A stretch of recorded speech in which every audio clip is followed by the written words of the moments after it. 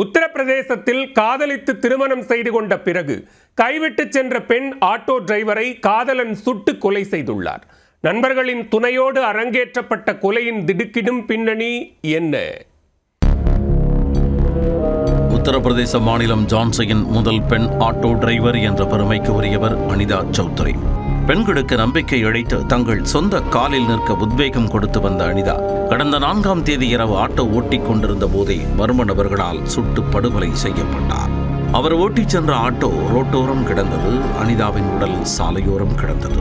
இதுகுறித்து அனிதாவின் கணவர் கொடுத்த புகாரின் பேரில் போலீசார் வழக்கு பதிவு செய்து விசாரணையை தொடங்கினர். அப்பகுதியில் உள்ள சிசிடிவி காட்சிகளை ஆய்வு செய்ததில் துப்பாக்கியுடன் வந்து சராமாரியாக சுட்டுவிட்டு தப்பிச் சென்றவர்களின் அடையாளம் தெரிய வந்தது. தேடுதல் வேட்டையை தீவிரப்படுத்திய போலீசார் சிசிடிவி காட்சிகளை வைத்து சிவம் மற்றும் மனோஜ் ஆகிய இருவரை அதிரடியாக தட்டி தூக்கினர். அவர்களிடம் விசாரித்த போது அதிர்ச்சி தகவல் ஒன்று தெரிய வந்தது. அவர்கள் இருவரும் தங்கள் நண்பன் முகேஷ் என்பவருக்காக இந்த கொலையை அரங்கேற்றியதாக கூறியுள்ளனர்.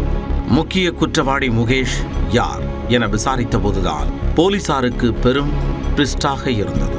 அந்த முகேஷ் சுட்டுக் கொல்லப்பட்ட அனிதாவின் முன்னாள் கணவர் என்பதுதான் அதிர்ச்சியை ஏற்படுத்திய அந்த ட்விஸ்ட். முகேஷை கண்டுபிடிக்க களத்தில் இறங்கிய போலீசார் சல்லடை போட்டு தேடுதல் வேட்டை நடத்திய போது அவரது காரை ஆற்றுப்பாலம் ஒன்றின் அருகே கண்டுபிடித்தனர். தொடர்ந்து தலைமறைவாக இருந்து தண்ணி காட்டி வந்த முகேஷை பகவான்புரா என்ற இடத்தில் போலீசார் சுற்றி வளைத்தனர். ஏற்கனவே போலீசாரை எதிர்பார்த்து காத்திருந்த முகேஷ் இடுப்பில் சொருகி வைத்திருந்த துப்பாக்கியை எடுத்து போலீசாரை நோக்கி தோட்டாக்களை சிதறவிட்டுள்ளார். சுதாரித்துக் கொண்ட போலீசார் திரும்பச் சுட்டதில் முகேஷின் காலில் தோட்டா பாய்ந்துள்ளது. படுகாயமடைந்து சுருண்டு விழுந்த முகேஷை மடக்கி பிடித்த போலீசார் அவரை மருத்துவமனைக்கு அழைத்துச் சென்று அனுமதித்தனர்.